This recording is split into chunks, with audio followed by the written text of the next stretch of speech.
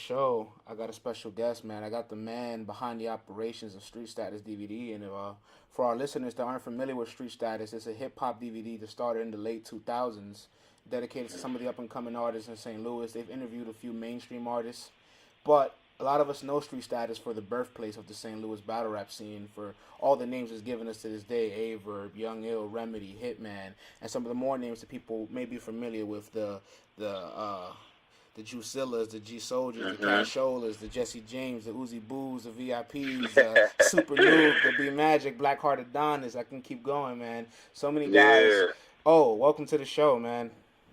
I appreciate that, man. I'm hyped to be on the show, man. I'm ready to get down to really answering your questions, man, and filling the new fans, up on the history of battle rap and STL battle rap, and also, just making the old fans, reminisce on the groundwork that we laid down. Yeah, absolutely, man. I want to first give a shout out to my guys over at What We Doing Here podcast. I seen they reached out to you. You guys had a great interview, and there's definitely a lot of topics they covered, and there's a lot more things I also want to dive into as well. So, first, the first ever World War, 2007. Averb was doing the promo scenes for all the guys, getting a little interviews for everybody. And I was intrigued by it because it seemed like Averb was the marketing man behind it all. It looks like this was an Averb thing to get everybody on the camera to kind of do a little face-off and promote these battles. And Go ahead. and the First World War took place in the African Palace. And I have to ask, one, how legendary is this spot? And two, how good is the food there? Okay, it's definitely a legendary spot outside for battle rap. You know what I'm saying? It's really like the African Palace. So like a lot of Africans, they went there before we really made it like a hip hop spot. You feel what I'm saying? Like on Fridays and Saturdays, that was the place that Africans, like actual Africans, not African Americans, but like,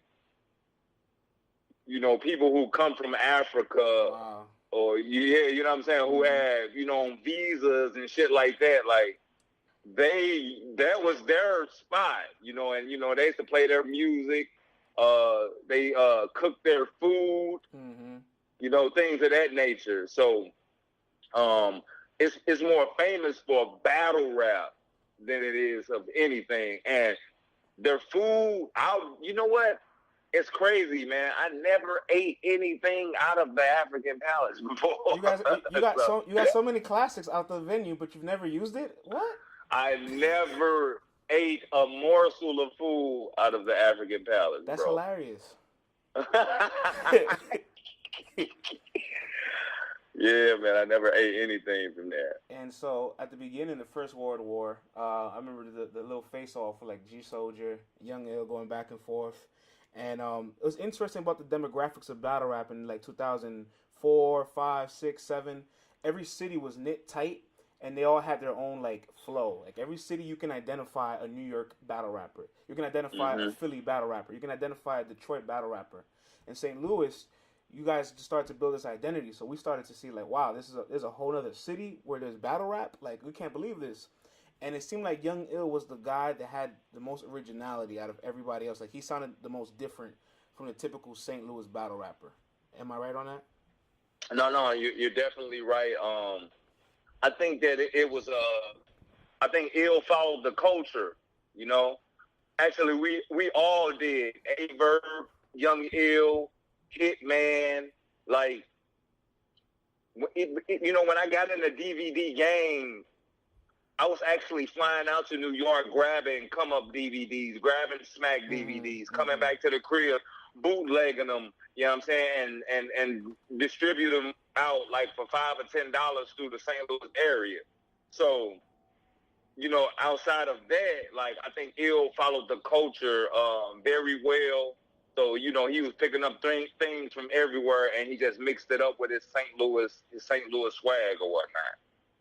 Yeah, man, I seen that, and it looked like he had a lot of personality to the point where he knew how to bring a total package into his style of battling, where he kind of brought performance, where he brought the humor factor of things, where he didn't have the killer mentality of everybody else, but he was more witty and more like Mm-hmm. and more thought out with like his lyrics, and that's what really stood out to me a lot.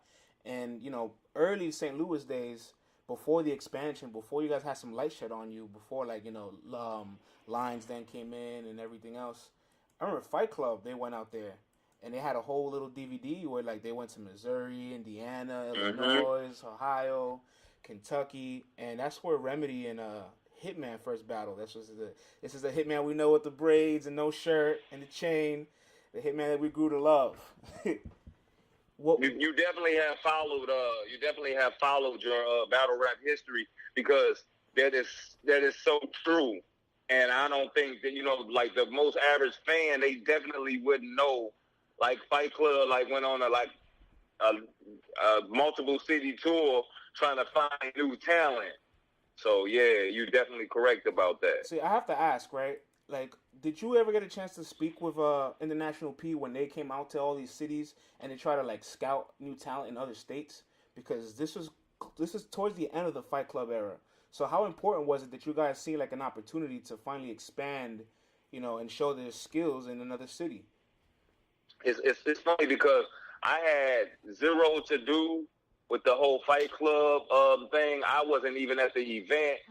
It was some more guys like I don't know if you're familiar with Keywan and Murphy Lee of the St. Lunatics. Yep. But yeah, they Hitman was actually on Dirty ENT during that time. Oh wow. That's yeah. He was assigned, or actually, Hitman has been signed to a couple people. He was signed to the Track Boys, and they had a lot to do with Huey. Wow. Yeah, they had a lot to do with Huey. No, not Huey. Jaquan. I take that back. They had a lot to do with Jaquan production. So Hitman had dealt with them, and later on, Hitman was signed to Dirty ENT, because back in these days, battling was like crazy looked down upon. Yeah, everybody wanted to be a major artist. Exactly. You know what I'm saying? Like, that's it. Like, and so the whole Fight Club thing, I never actually met International P. I didn't even attend the event. I came around post their era. You know what I'm saying? Like right after that. See, now when the guys like Fight Club came into the city, I know everybody was probably excited because Fight Club was such a big platform, and this was a chance to finally show the world, hey, outside of New York, we have lyricists as well. I think that was the stigma of hip hop at the time, where if you're not from New York or California, like we don't believe that you're lyrical. You're just gonna bring in this kind of like this rock and beat and this type of like flow in hip hop that we don't want. And people understand there's so many different genres of hip hop, so even that style of hip hop is still hip hop. But as far as the battle scene goes with Fight Club, I'm sure everybody was upset that they went on Fight Club, they performed well, and the footage just never really hit mainstream. It never hit TV. It never really blew up. So they felt like our only chance shot down. This is where Street Status comes in and say we're going to capitalize and put all you guys out there to let the world know you guys do exist. Yeah, definitely. I actually had a YouTube since 2006. If you go back to my channel, you find some of my previous videos. Like I said, I was really doing DVDs, but I seen shit was kind of turning digital. So it's like things were being uploaded on the internet, and I got a YouTube, so I started doing different things and posting my videos up on YouTube. You know what I'm saying? And then that's where me and Averb connected and decided to do the whole World War Street Status thing. You know what I'm saying? Like post, like maybe like 2007. Yeah, like you said, like 2007. So that was like maybe half a year later.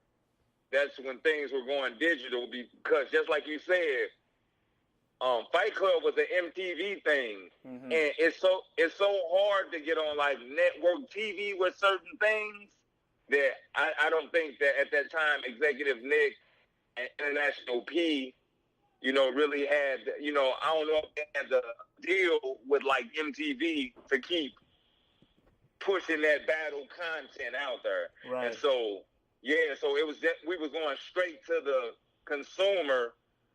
through YouTube. You know what I'm saying? So you're totally right about that. Like they couldn't push it on MTV, and a lot of people thought that was gonna be there because everybody was involved in that. Aver wasn't involved in that though, but Remy was involved in that. Hitman was involved in that. Young Ill was involved in that. Juzilla, and a lot of like guys that never even got on cam in the St. Louis area that were battling already. Yeah. Because if you're familiar with Big Will, correct? I was just about to ask you about Big Will. He was the Fight Club champion at the time. So what was his status at the time? Oh, listen, Big Will is a kid named Meta, Young Ill, Big Will. They all from this place called High Point Cafe. Mm-hmm. You know what I'm saying? And every Monday night on High Point Cafe, they used to do like a live broadcast on the radio. So like if you had ridiculous bars or whatever, they would let you get on air and like spit bars. Right. But it wasn't a cappella. It was to a beat. You feel what I'm saying? Okay. So that's kind of like where Big Will comes from, like the beat on free, like a freestyle on a beat type of era.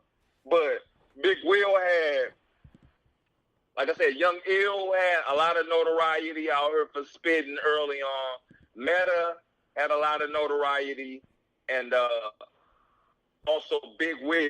They really had names for being spitters out here. Yeah, I remember Big Will at the time. He was known a lot for Fight Club and what he did in his freestyles and the ciphers and everything. So it's interesting that people will think instantly Verb is like the focal point of things, but in reality, Verb wasn't the first big rapper out there. You know, like no, not at all. It was Hitman, it was Young Ill, it was a Big Will, and a lot of people forget this. I think G Soulja had a lot of impact as well.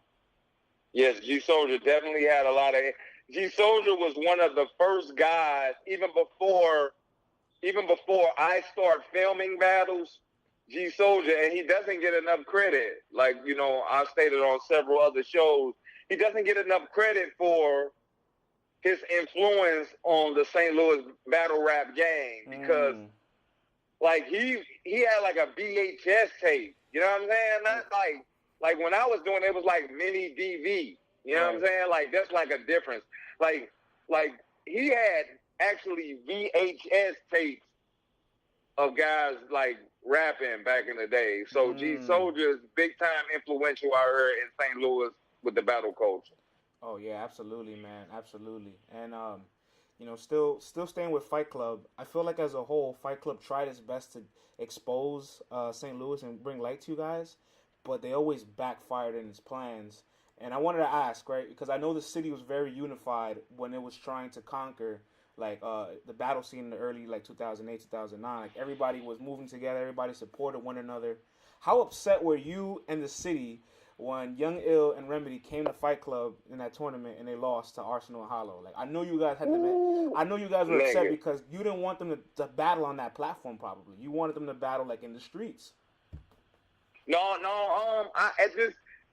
though Fight Club didn't put out the previous footage of those guys, Executive Nick and International P, they knew that those guys were dope. You feel what I'm saying? They knew that those guys can hold their own. So they called those guys back when, like, you know, like when Battle Rap had kind of got like another spurt again. And it was like, they called them back against Arsonal and Hollow. It was actually they kind of bamboozled them, to be honest. They called them out there saying that they were going to battle such and such, but they didn't know it was going to be a tournament. Exactly. Yeah, so it's kind of like, well, I came with bars for Arsonal or I came with bars for Hollow, but I didn't know that this was going to be a tournament, meaning I go against, you know, the winners battle each other type shit. Right. It almost seemed like they wanted to take you guys Hollow out. battling Arsonal. Exactly. And for me, it's interesting because Arsonal and Remyd were supposed to battle the month prior at the Lions Den event, and it didn't happen. and then they battle in the Fight Club. And once I seen that Remedy was battling Arsonal in Fight Club, because this was on Monday Night Fight Club, March 2009, I remember it clearly. And I could all I thought to myself was Remedy is toast, because this is the early stages of battle rap before like pen started to like develop, before you have all these lyrical miracle guys, the JCs of the world and the B Magics and et cetera, et cetera. Verb and Remedy were some of the few lyricists that will step into the battle scene. You can't give a lyricist like Remedy or Verb 60-second rounds. It doesn't cater to their style. So once I seen Remedy battling Arsonal, I said, oh, he's at the biggest disadvantage I've ever seen. And I felt like that was also like the birth and death of Remedy's career right there, because like, yes, it's crazy, right?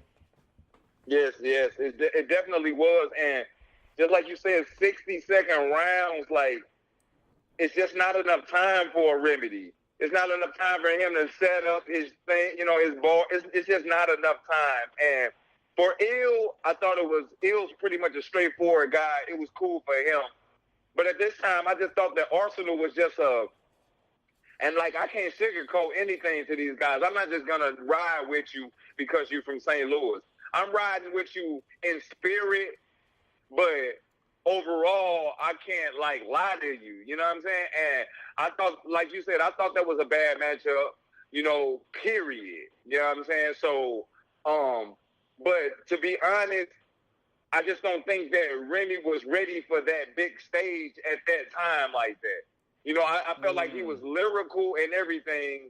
And of course, don't keep him away from anything. But now after it played out, I just thought about it like, I don't think people give battle rappers enough respect for the courage that they have to get up there and in front of hundreds, thousands, you know what I'm saying, and be able to project themselves, you know what I'm saying, to make somebody feel you. Absolutely. So at that time, I just don't think that Remy stage presence, he wasn't ready for that yet. You know what I'm saying? I don't think he had those big. It was like an away game. You know what I'm saying? Absolutely. It was a huge away game. Absolutely. Yeah, it was a huge away game. I know you guys in the city were probably so upset, but not because they lost, because you felt like they didn't get a fair shake or fair opportunity. And then a month prior to that, that's when the Lions Den event kind of like fumbled and shut down. So as a whole, I know you guys are probably just like angry at New York, but also realizing that if we want to get our respect, we have to go out there and get it.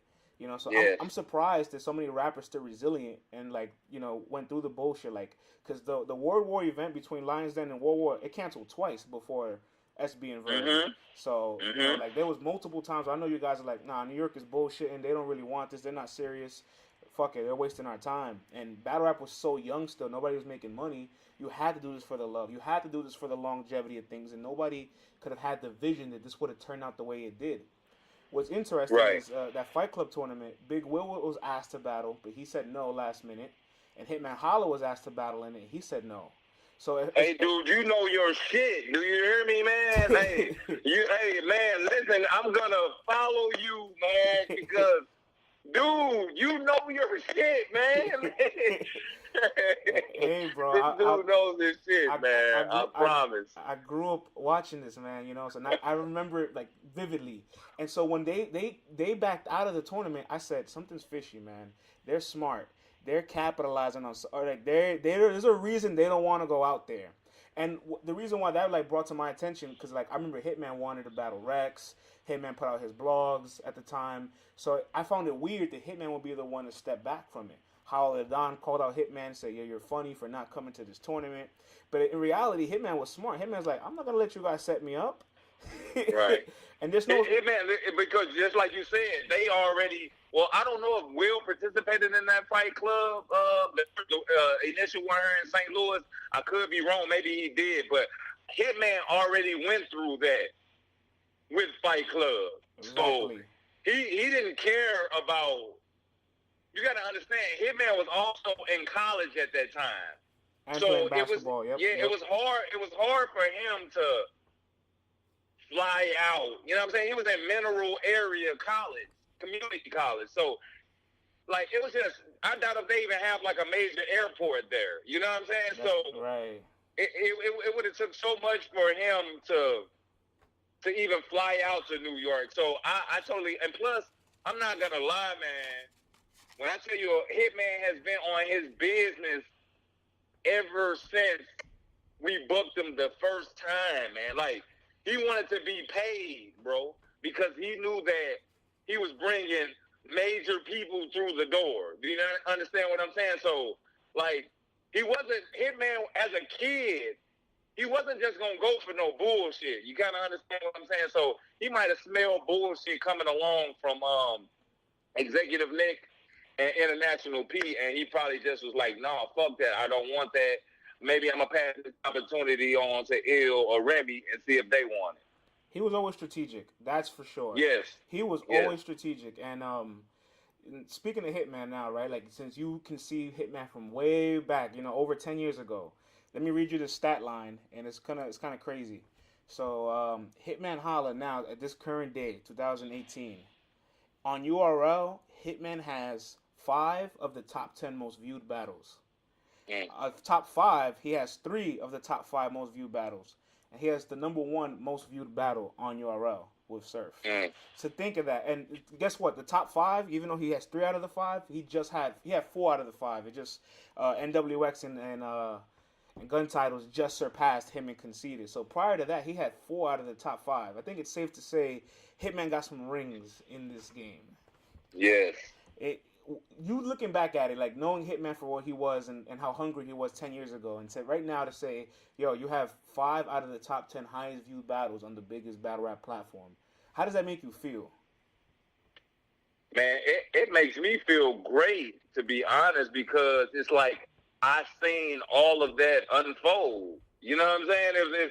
So it makes me feel great. But Hitman, well, even put it like this, before he was Hitman, he was Young Holla, right? Yeah. Y-U-N-G Holla. Mm-hmm. And he always been a crazy competitive dude, though. You feel what I'm saying? I mean, Hitman had fights at these battles because, like, it would go there. You feel what I'm saying? Like, he had his crew with him, and he was ready. I'm not going to say die for this shit, but he wasn't going to let nobody hold him, and he was going to be on his shit. Where was Show Out? Where was Show Out in the early days? Was he there as well? Actually, he couldn't even get... Listen, this was like an 18 and up platform, right? Like, and it's really like a 21 and up club because they sell liquor there, right? Right. But like Young Ill and them were so young, and Hitman them was like 18, 19. They wasn't even old enough to like drink yet. So like Show Out couldn't even get in. You know what I'm saying? Like wow. he was like I don't even think he was in high school yet, to be honest. You know what I'm saying? Like when we first started that, he probably may have been a freshman in high school. So he couldn't even get in until like maybe like a battle or two before the Rich Dollars. You know what I'm saying? Mm-hmm. Like, so, and they probably snuck him in. Wow. You know what I'm saying? They probably snuck him in. But listen, he's as well been the same person that you see. Man, I love what their father instilled in those guys because they're the true definition of my brother's keeper, man. They really look out for each other. But Hitman has really been competitive like that, so to see him have those top battles is really not even surprising, man. It's not surprising at all. That's great to hear, man, and it's just interesting just to see like the growth and how like now these guys are like instant, like if there's Hall of Fame for battle rap, their first ballot, you know, and oh man, I even like just think about the early Hitman days when he battled Rich Dollars and then he expanded out and got like Big T. And moving forward from there, and I'm like, this guy's a star, and they still came to New York a handful of times all together, just to put their impact and imprint on things. And besides Hitman as well, I wanted to also touch on a little bit of Young Ill, because it's just, I think as a whole, like Young Ill is our T-Mac. If you follow basketball, he's our T-Mac. Like the potential was through the roof, and in his prime, we thought we were gonna see one of the greatest, but like injuries and falling out the game for a little bit, it took him out, and I think he missed the momentum and the wave that Hitman and Verb got on But Young Ill definitely had the personality, and he's unforgettable in battle rap. His moments, Yes, he is. His moments are unforgettable. So that's why and I've seen a lot of Young Ill battles that haven't been released. I've seen Young Ill versus Conceited. I remember Young Ill like at that time period after his Rex battle, when he battled Rich Dollars. You know what I'm saying? So like, he's somebody else that sometimes I wonder like what could have been. You know? Yeah, I would like to. I definitely watch basketball. I love basketball, and I would like to add 2 more players to what you were talking about. I would relate him to maybe a Penny Hardaway. Also a Gilbert Arenas, like stone cold killers who never got a ring. You know what I'm saying? Or they had a major injury, like you said, which deterred their career. Yeah, you know what I'm saying? Only thing with Gilbert is he left the league for his dumb shit.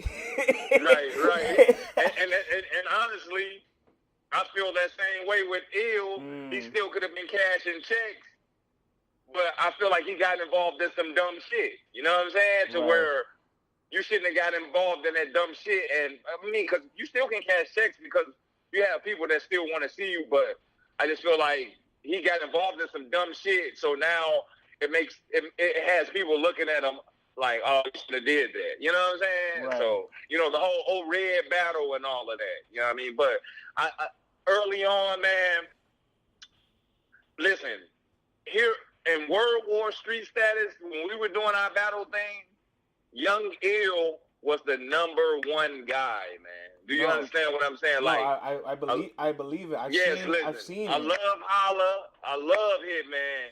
I love his aggressive shit. But you talk about an all-around dope battle MC with jokes. His appearance in the ring was always on point. He made women like him. You feel what I'm saying? Right. He can come with aggressive bars.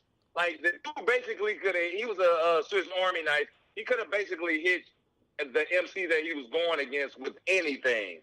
So, Ill was the #1 guy in St. Louis. And anybody from that era would definitely tell you that Ill was the #1 guy out here in St. Louis, man, bottom line. Listen, I'm from the Bronx, and like when St. Louis came into the battle scene, I told everybody like, hey, we got guys from other cities here. Let's watch these guys, and everybody received Young Ill the most. Like, they liked Verb, they liked Hitman for what he was, but they loved Young Ill the most. So I think he had just the potential to definitely almost be above a Hitman, above a Verb, you know. And the early days when he battled Surf, he was blogging. You know, he's there on the Undeniable TV blogs, and he was talking his shit right before he pulled up the belt on Surf. You know, and he right before that battle, he had a battle with Jesse James, and he gave Jesse James some light. Another guy out there from St. Louis, it was pretty good.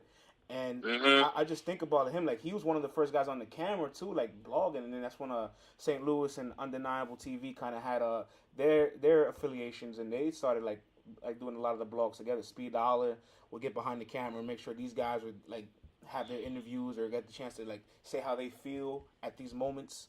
And unfortunately, that channel is taken down, is all gone, as history. But I grew up on it, and I just remember Young Ill was just like, how dare you put me against the Surf? I deserve Eclipse. I deserve a Rex. And he really felt like he was the best out of everybody. But nobody wanted to give it to him yet. He was like, all right, you don't want to give me my respect, I'm going to snatch it. And that's one of my favorite things about Young Ill in the early days. Yeah, I think that it's funny, man. My first perception of Sue Surf was actually at the Sue Surf and Ill battle, and shout out to Surf, he doing his thing now, but and you were there. You were there. Yeah, I was definitely there, like in the build, like basically most of the first URL events, I flew out there. Yeah. You know what I'm saying? Like I had to be a part of it. And like Sue Surf at that time, like Ill said, he only had like 1 or 2 battles in the little basement on Block City TV. And honestly, when Goods and Sue Surf got into it, like they had like some little minuscule beef, you know. Goods basically explained that it was him that gave Sue Surf his shot. You know what I'm saying? Or told Beasley or Smack or Norbs that, hey, this new kid from Jersey, you need to holler at him. You know what I'm saying? Blah, blah, blah, blah, this, that, and the third. So I understood why Ill didn't want him, because at this time, Ill had maybe six, seven on-cam battles, you know, with crazy views. And, you know, Black City was a new up-and-coming league at the time, and he definitely felt like he was like 100 times bigger than Sue Surf. Well, prior to Surf, he battled Calico, who had no footage. So he's like, this is the second time you're giving me somebody without a name that's worth my status. Exactly. And honestly, that whole battle in Calico was that was basically like, listen, Detroit versus St. Louis. You know what I'm saying? They didn't even put, okay, Loaded Lux put STL versus New York, but then URL put Detroit versus STL, because they were trying to branch out at the time. You know what I'm saying? They were definitely trying to branch out.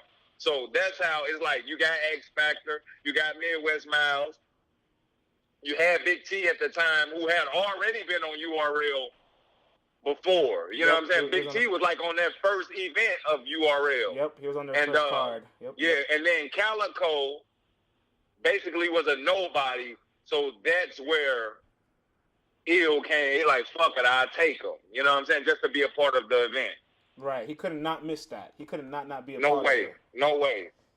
Before I dive into the Midwest Massacre, right, I want to stick back to the blogging side of things. And, like, yeah, Young Ill did a lot of the blogs early. Verb and Hitman did a lot of the blogs early. But I want to reflect back to before blogging got, like, so attached to battle rap and rapping as itself. Like, you know, we didn't have the media out there. So, like, when people got on cameras and talked about how they feel or, like, dissing each other, it could have got really ugly really fast. And I want to talk about the Arsonal blog where he just, like, completely cursed your city out, said, you know, fuck St. Louis, and he said fuck all the mainstream artists, and he got disrespectful with all of his homies in the background. And what was the impact like in the city once that blog came out? Because remember, this is 10 years ago, before, like, battle rap blogging exists, so we don't know anything of, like, this is the first time anything ever like this ever happened. No, he had niggas out here boiling hot.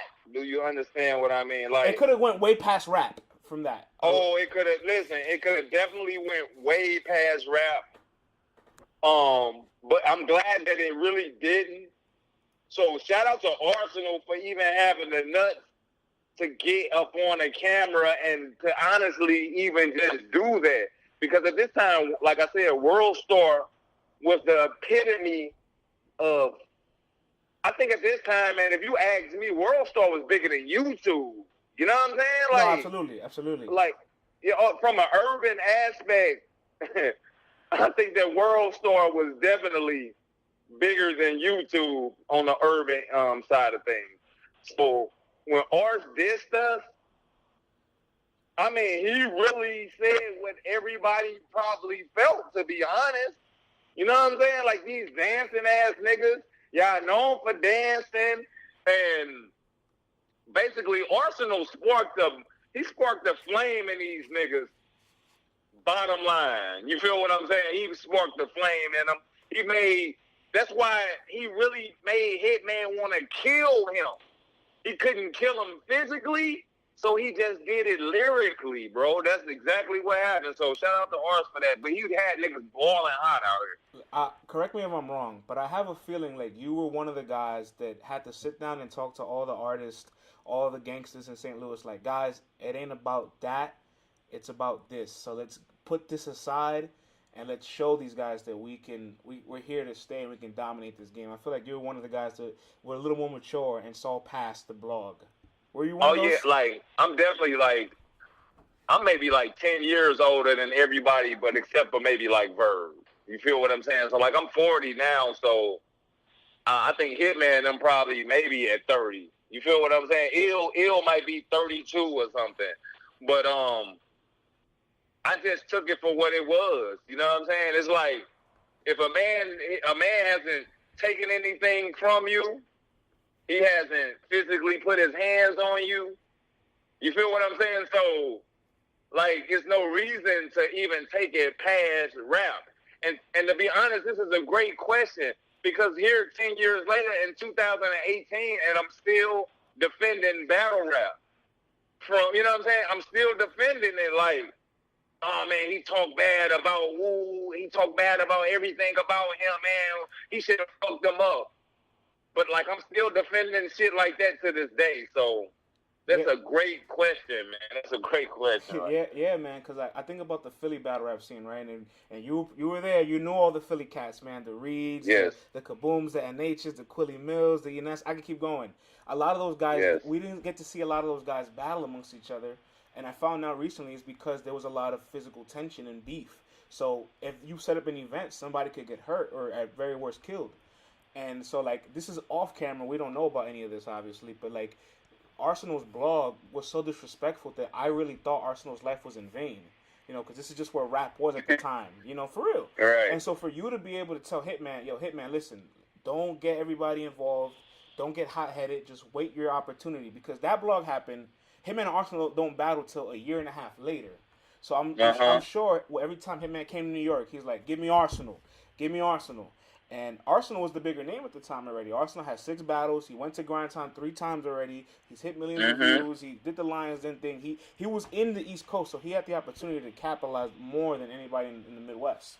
So I'm sure the Hitman Holla victory over Arsonal was like one for the city. Like, you know how Cleveland won the parade? Cleveland won in the parade was crazy. Like, the whole city was shut down. Like, this was the biggest NBA parade in history. It must have been like that in St. Louis when Hitman beat Arsonal.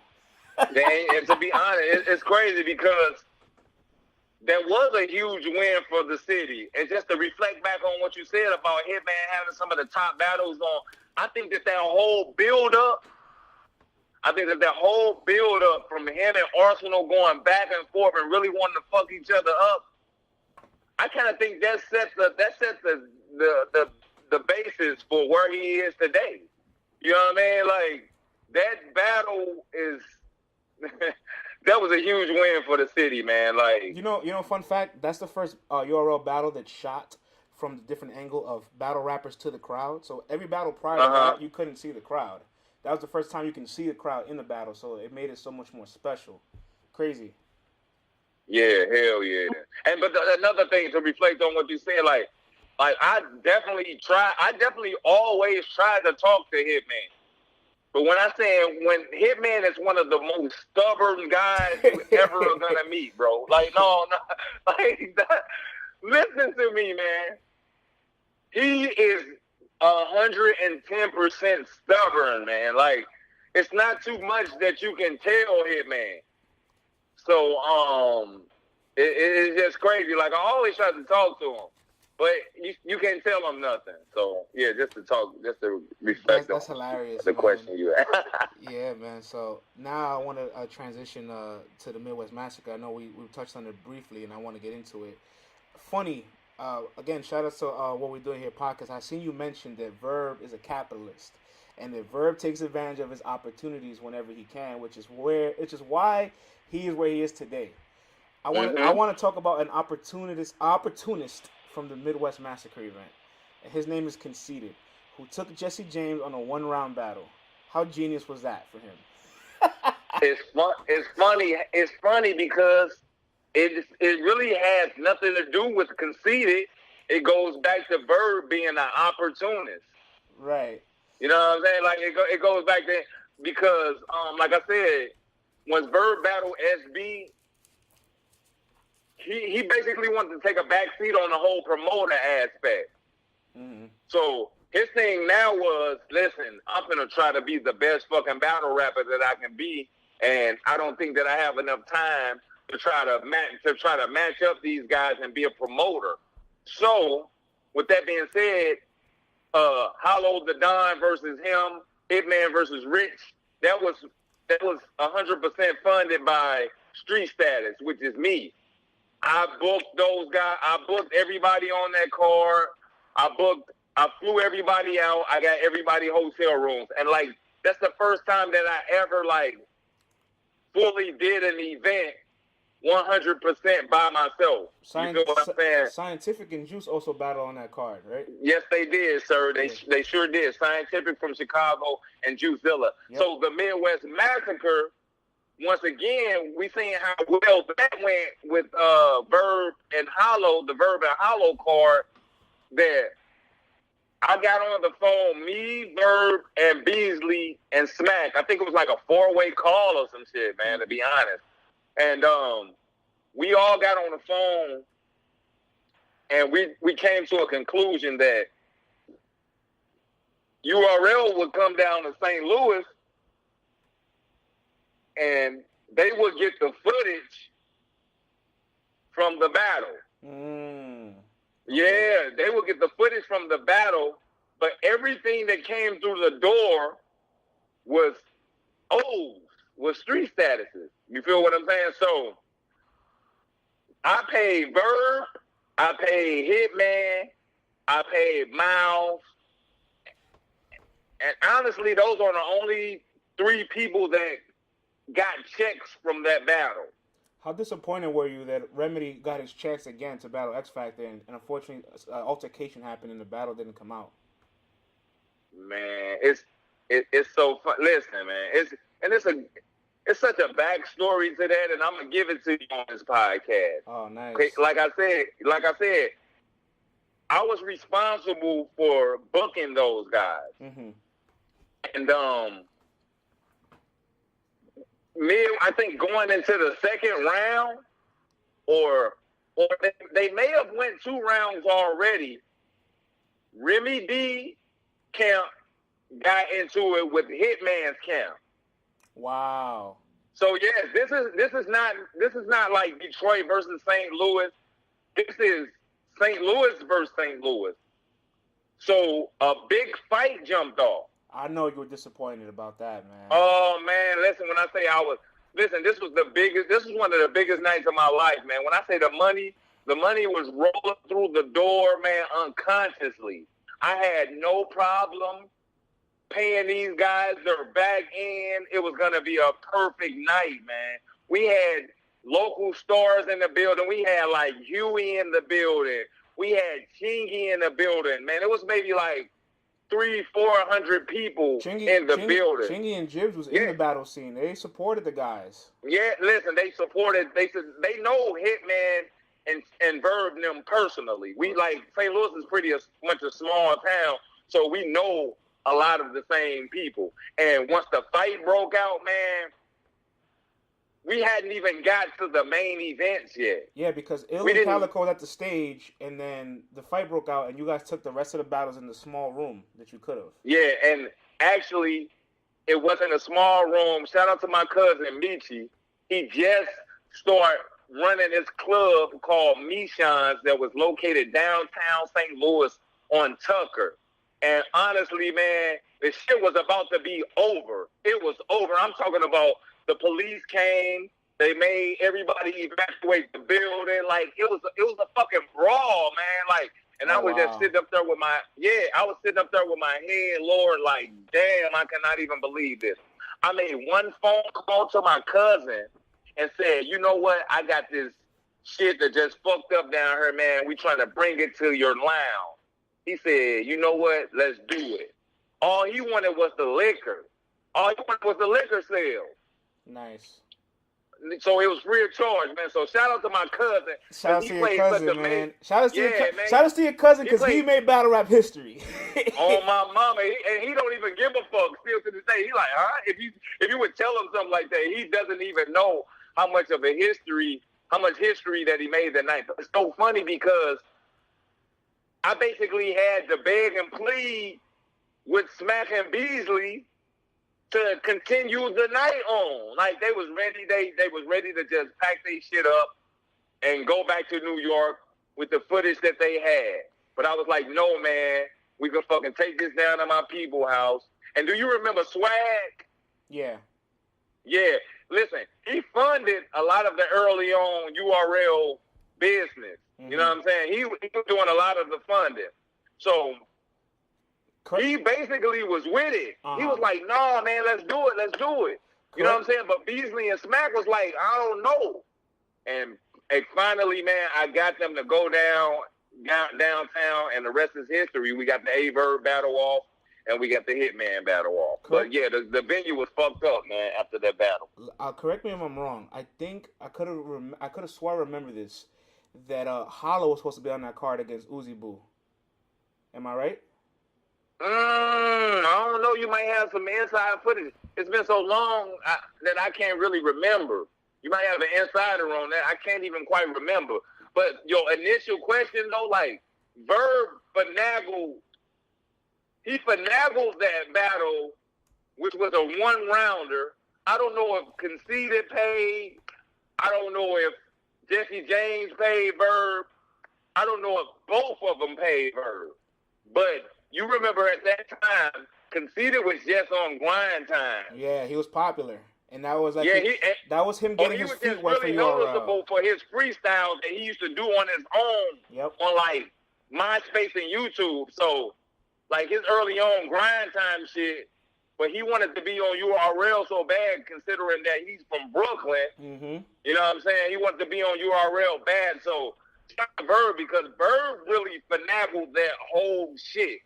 Not Conceited. Yeah, you know, that's what I'm saying. He put them together. Conceited took a page out of Verb's book. That's why, like, I wanted to point it out. Like, it's funny you mentioned Verb battling Young Mace for that one rounder to capitalize, and Conceited battled Jesse James with that one rounder to capitalize. And I think people, yes, sir, people starting to see like, okay, I can take advantage. Like, I know in the early days, sometimes leagues don't have the money to book matches. I'll book a match against competition that I can beat, and I'll say, hey, I'll do it for free. But in reality, you're gonna catch a body.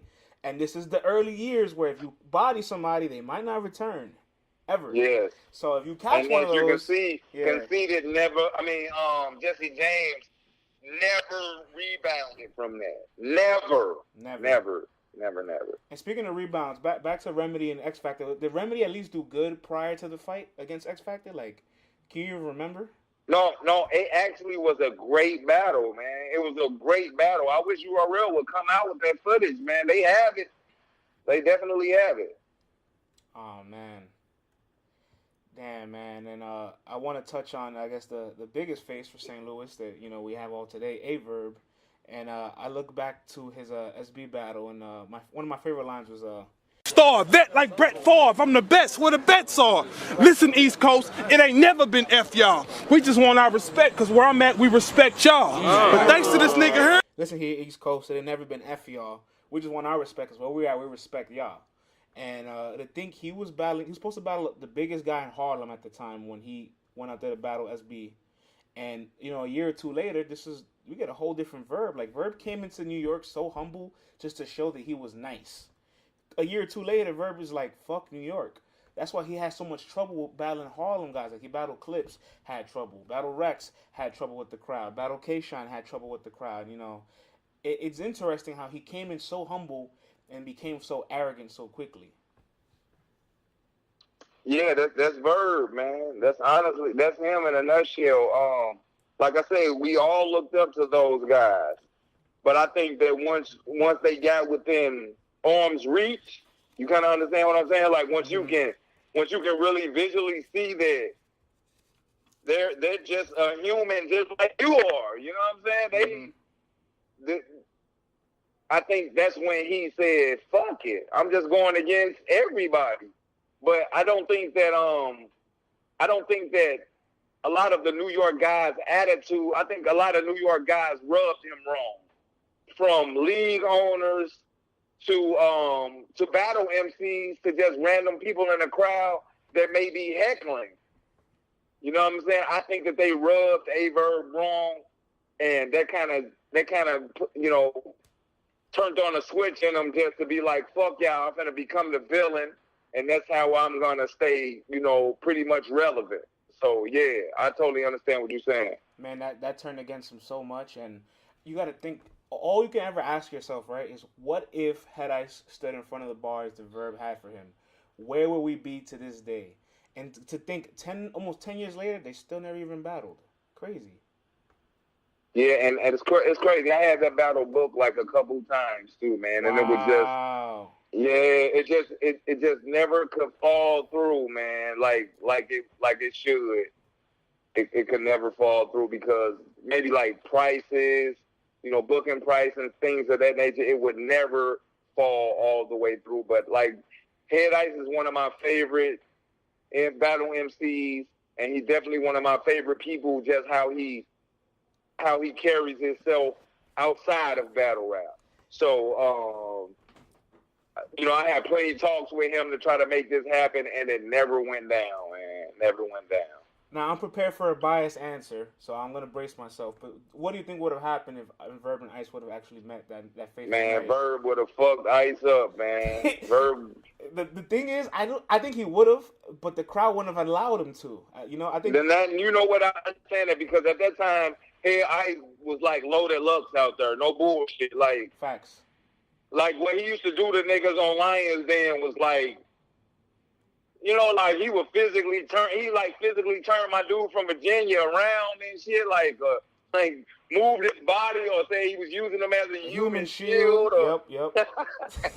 So it was like, I do understand that crowd, but I think at that time, if Verb would have came, because you got to understand the crowd that was outside of the SB and Verb, that was the crowd that was inside the building. You know what I'm saying? Right. So, and I mean, Verb totally had all of the crowd in that SB battle, if you ask me. So I think he would have fucked Head Ice up that night, man. Shout out to Ice, but he definitely would. It would have been a change of the tides on that night right there. Yeah, we will have a whole different mantra in the Hell yeah. And overall, like after that, moving forward, and we got the URL scene.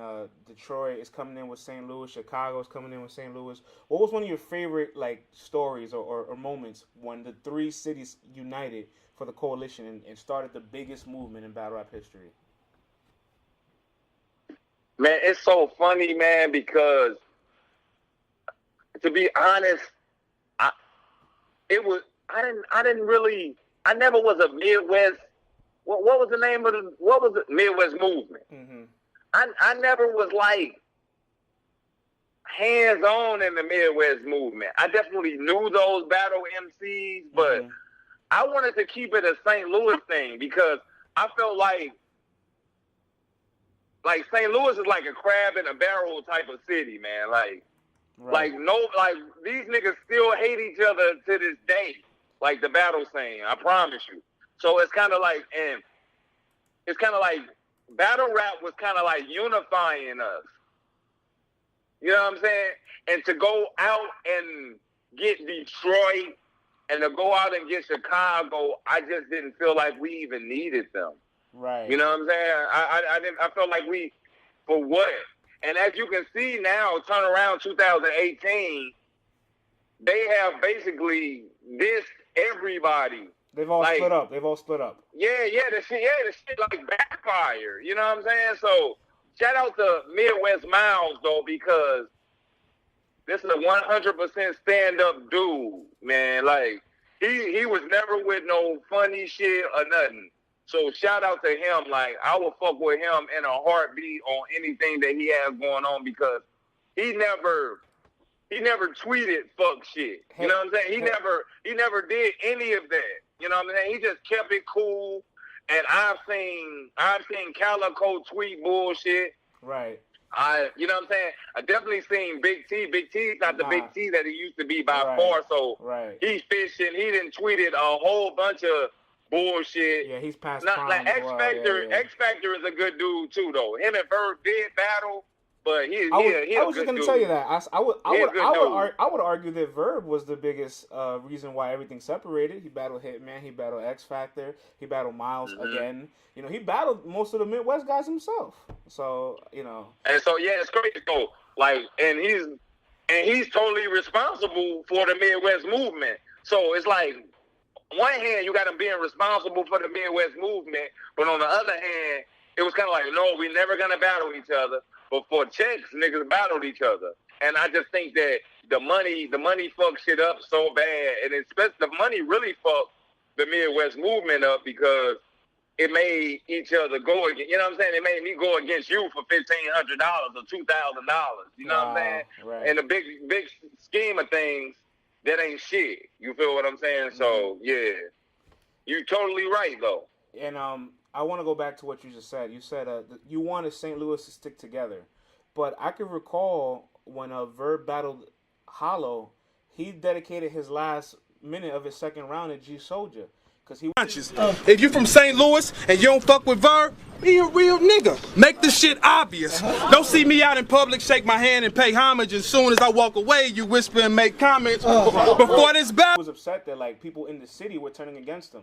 So like at that moment, did Verb kind of like shell up and only wanted a handful of guys in his circle from St. Louis, like yourself, Ill, Remyd, Hitman, and move forward? Because there was tons of guys. And there's a lot of talent. And you look back at it, you're like, wow, only a handful of the guys moved forward. Like, Juice didn't really keep battling like a year or two. Right. He was gone. Cashola was gone. Uzi was gone. VI was gone. Nuke, Blackheart, Dub. You know, Grim. You know what? It was like just like you said with the Philly scene. It was like you would see a lot of these guys battle, but it was a lot of physical shit going on off cam that you didn't know of that made those matchups like, fuck no, there's no way they can have all those niggas in the building. You know what I'm saying? And that's what it was with St. Louis Battlerap, man. So many fights and shit happened off cam. Verb fought a guy off cam. A kid named Blaze Up. You know, he was on a lot of the early, and that was G Soldier. That was G Soldier, like, best bud. Right. So, they had like they fought on some physical shit. And you remember, even in the T-Rex battle, T-Rex said that Ill and Verb beat up G Soldier. You remember that shit, though? Yeah. So it's like, G Soldier, man, it's just funny because, like I said, G Soldier was very influential in St. Louis Battlerap. And then Verb was influential in St. Louis Battlerap. And it was just like a clash. You feel what I'm saying? But G Soldier did get on some bullshit on like telling certain shit that you wouldn't know unless you lived in St. Louis. So that's where you got Verb spitting there. Yeah, that's where you got him spitting to answer your initial statement. That's why he is spitting whatever he's spitting towards G Soldier. Because it was like at that time, Verb was fed up. And then also, it's good for TV. You feel what I'm saying? It's good. Like, here we are 10 years later, and we still talking about it. So, it was like, it was good for TV as well. So, that's why he spit that. Speaking of, I guess, St. Louis kind of, not separating, but closing the circle and making it tighter, I have a big question. Why do you think B Magic was never welcomed with open arms? Like, I feel like he was always respected, but never, like, joined or with the movement of things. So he kind of built his own lane. Like, everybody else would, like, they go battle, they rep St. Louis, and he would rep it, but it wouldn't feel the same as a Hitman, a Young Ill, a Verb repping St. Louis.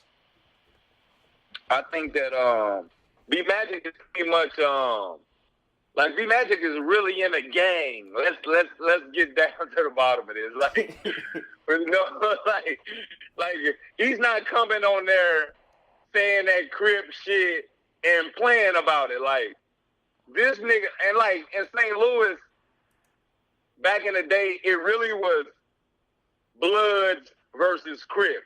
Wow. You feel what I'm saying? Like, no bullshit. Like, niggas was killing each other all day long. And another weird thing about St. Louis is you don't have Bloods versus Blood, but you have Crips versus Crips. Interesting.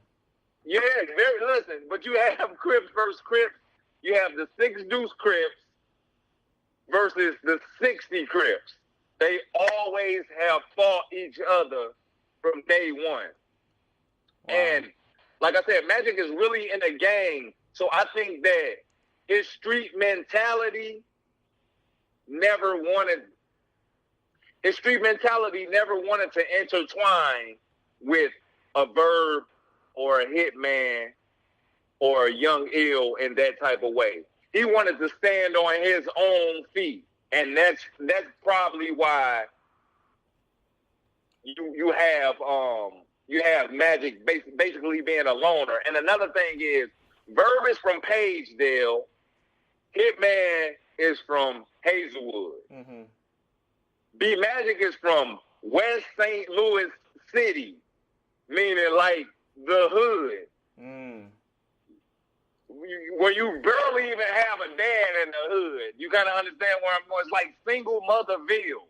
Like, everybody is just got a mama. You know what I'm saying? Like, Papa was a Rolling Stone type shit. Right. So I think that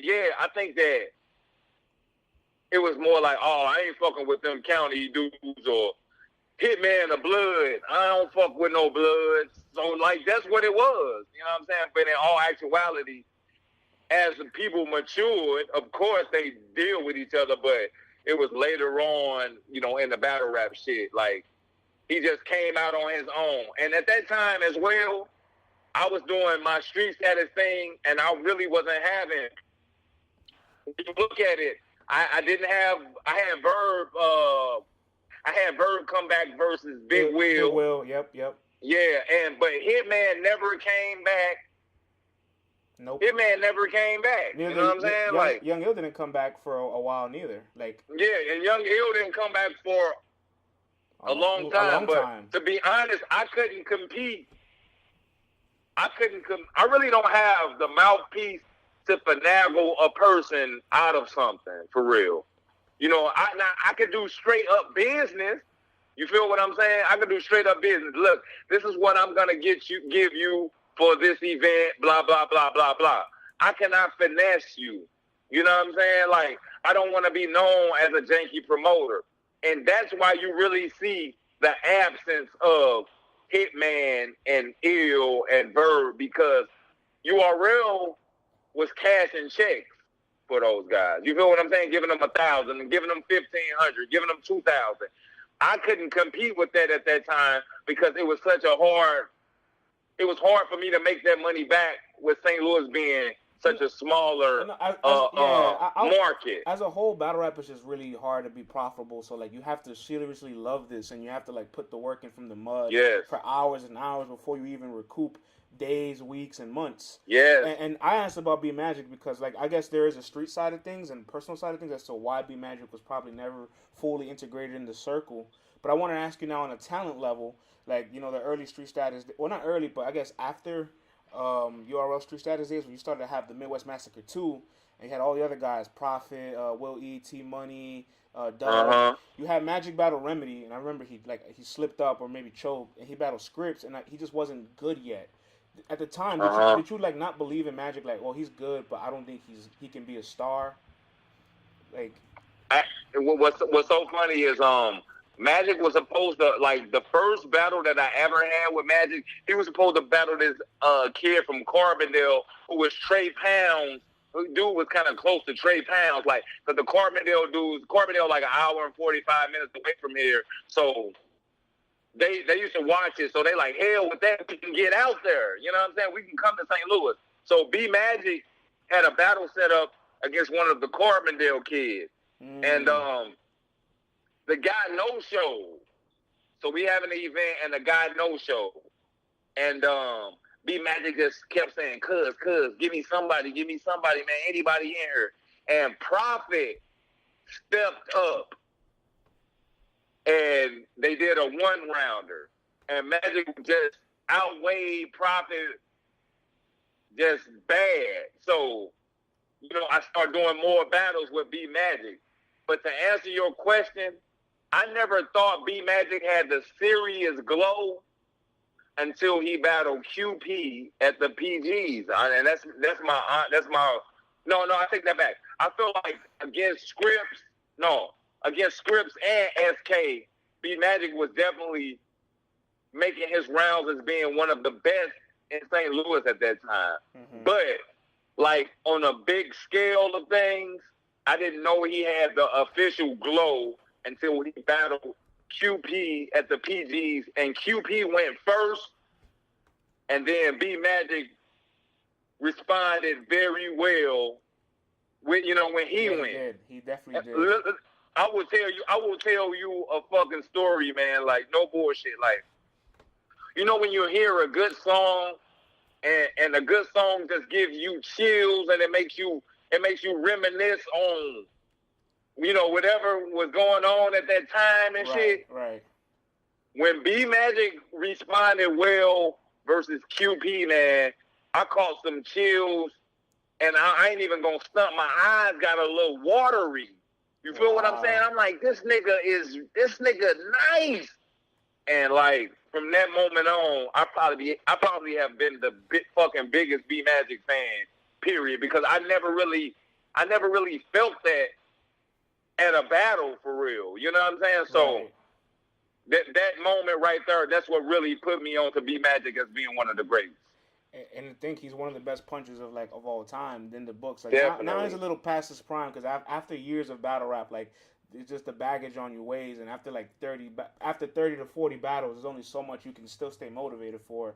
But in his prime, man, he gave us like some gems. Nobody had a cadence like him. Nobody was building their lines to their punchlines within punchlines. So he's giving you 4 punchlines to a haymaker. Yes, sir. And he's rapping as if he's on the beat. So it was really unique. And I just felt like in the early times when he was battling on Street Status that he was like a second round pick that like you just like, all right, this guy ain't nothing. We're gonna let him go next year. He could go back to the G League.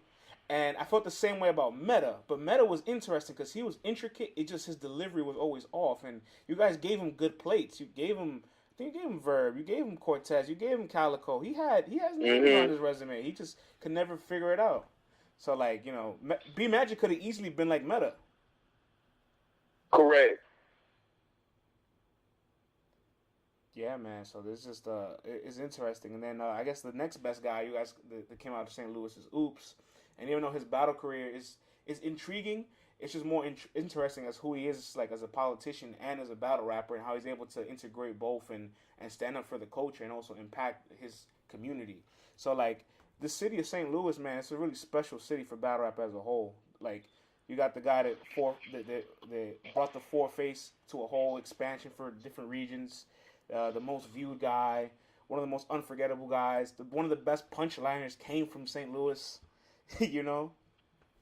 It's got to be humbling to know how impactful the city is. Yeah, and to speak on Oops, man, like Oops has always been, like I said, Oops was an artist out here. Like Oops had songs with like Waka Flocka and shit, like way back when. You know what I'm saying? Mm-hmm. When Waka was doing his thing, like Oops down to Atlanta. Oops is like, he really knows how to get a crowd's attention. He's been doing that way before battle rap. And he came to me and he was like, how could he jump off into battle rap? And I distinctly told the man, like, he gives me the utmost praise in this, but I was just giving him a gem. You know what I'm saying? Just regular shit that I do.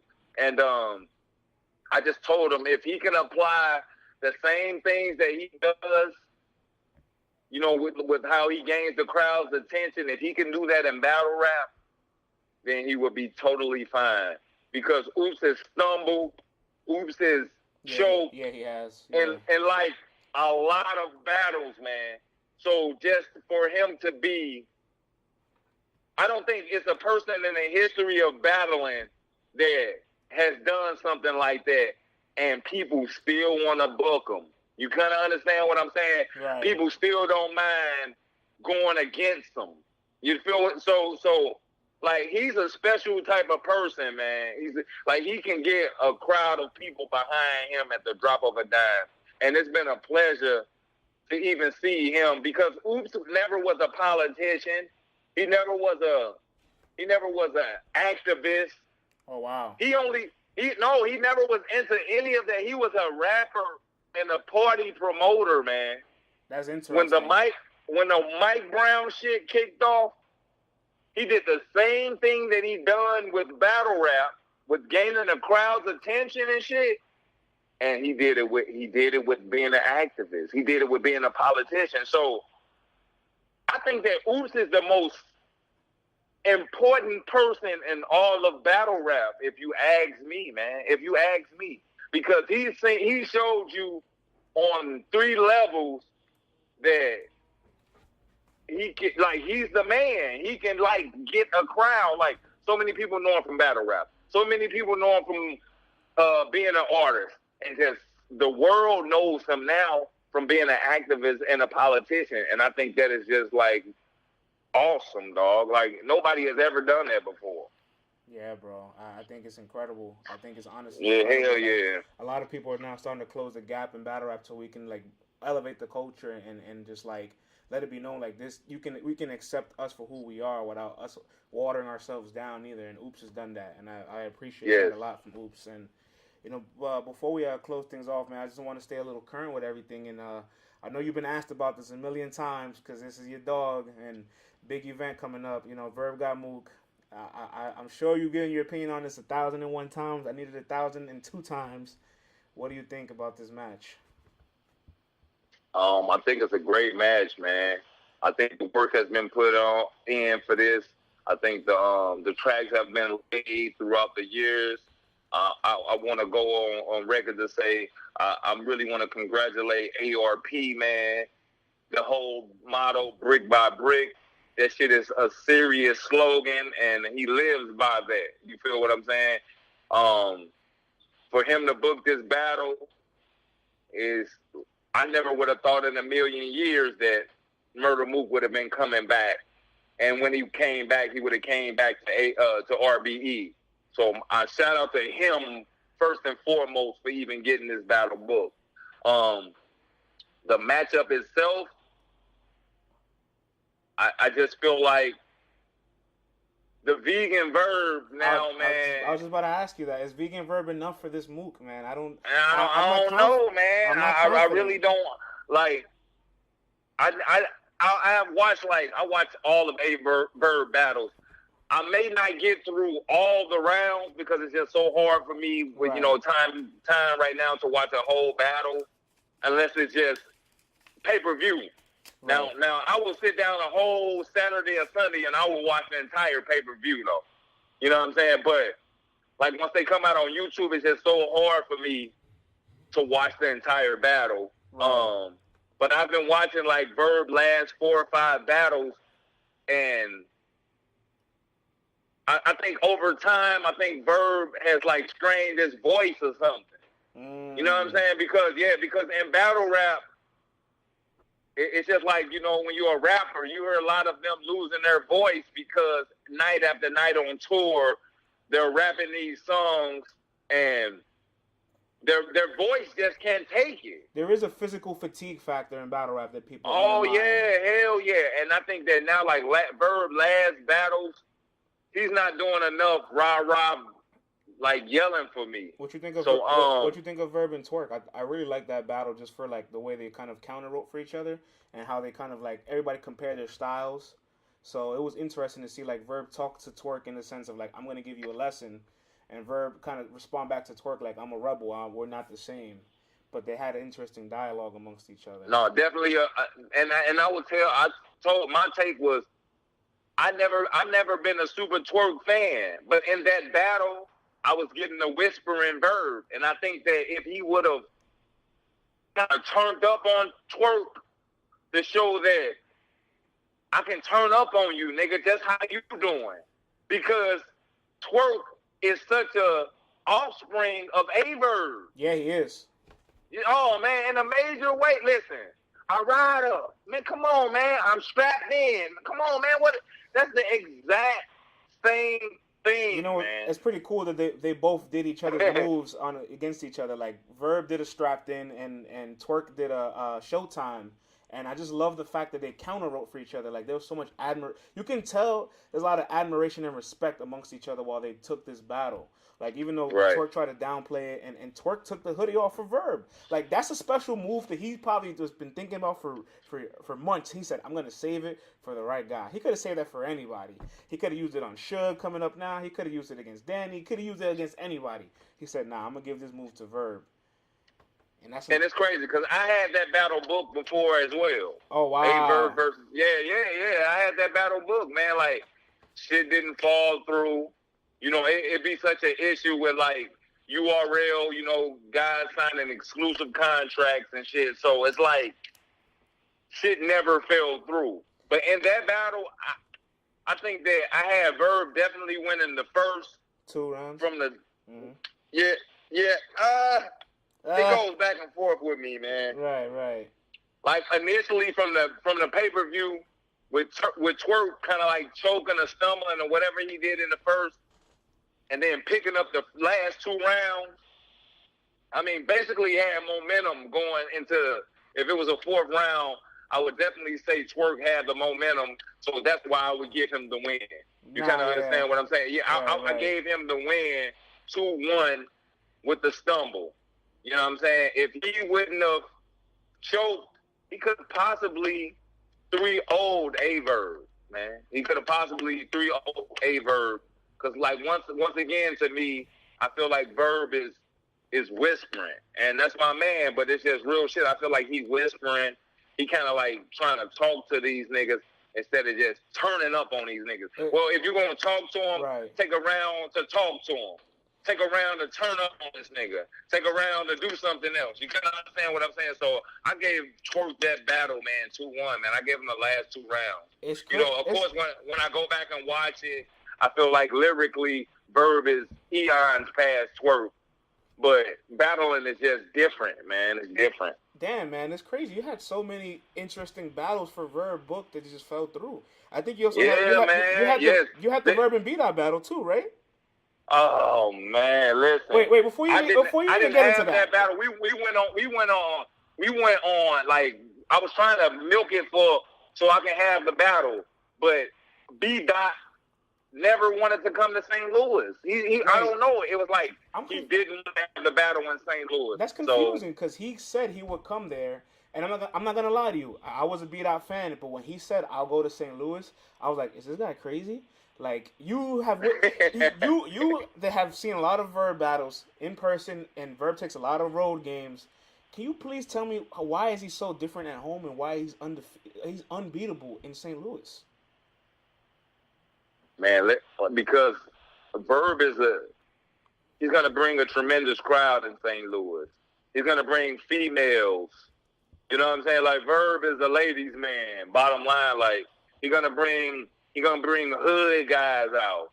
He's going to bring intellectuals out. He's going to bring major local artists out. Like, so Verb has a lot of people that he can't let down once he's in St. Louis. He got a lot of people that he can't let down. So I think that's why he turns up tremendously in St. Louis. He doesn't just win in St. Louis, clearly. He has a moment against his opponents. And it's almost like you're not beating this guy in his city. So when B-Dot said, I'll take Verb in his city, I'm like, wow, you're not as experienced as Verb, and you're taking Verb in his... Like, people would duck a Verb in St. Louis. It's crazy.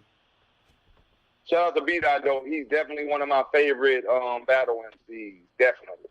Yeah, man. So I think Vegan Verb, look, man, I know he thinks past his battle rap shit. He thinks about his life. I need that Verb to cut his box braids. I need him to come with the waves. I need him to pull up with a varsity on August 18th. You know what I'm saying? Have a burger or something, because I'm just confused as to Vegan Verb. I agree. I agree, bro. Listen, I know this sounds funny. He's like, I'm not cutting my hair for battle rap, but I swear to God, if he was to come into that venue, like covering his head the whole time, and the battle starts, he takes off his hat, and you see the waves, he instantly has the crowd on his side. I promise you. It's crazy. As crazy as it sounds, it is the facts. It is. I would definitely do that, though. To be honest, I would definitely do that if I was him. He should consider it's just certain moments in battle rap. But he a smart guy. So even if he doesn't come with that, I think that he's going to come with something. But I heard the rounds were 430, and the last round was unlimited. Yep. So it's going to be, it's going to be something to watch, man. I'm definitely going to be there in the building. I got to see this. So I'm very interested. I wouldn't doubt that you would be there. I'll be there in the building too, man. So, oh man, I gotta say, man, thank you so much for your time, man. I know you're a busy guy, and it was a lot of gems and interesting backstories to everything, man. And I'm glad I got to chop it up with a historian like yourself. I've been around the game for a while too, and I know a lot of these things, but there's just so much more behind the scenes that none of us ever really get a chance to. Find out about, or like you can't find these things on the internet. You have to get it from the source. Correct. Yeah, man. So I appreciate your time, brother. I appreciate you, doing the whole thing with me, man. The whole show is dope, and you're definitely like one of the most intellectual guys, man, on like battle rap history that I've ran into, man. I promise you, this was a very intellectual conversation. You hit on a lot of points, a lot of shit that I didn't think people even knew, and man, you knew about it. So my hat's off to you, man. This is a great show, and I wish you the best, man. I wish you keep grinding and reach whatever platform that you're trying to reach, bro. Thanks, my brother, man. I'm sure we'll stay in touch, and I'll see you in New York when you come down here, man. Yeah, man, we gotta get lunch or something, man. Take me to one of the best restaurants or something before the event. Yeah, man. You know what I mean? We'll grab your son to eat, man. I got you. That'll work, bro. I appreciate that, man. All right, my brother, man. You have a great evening, man. You too.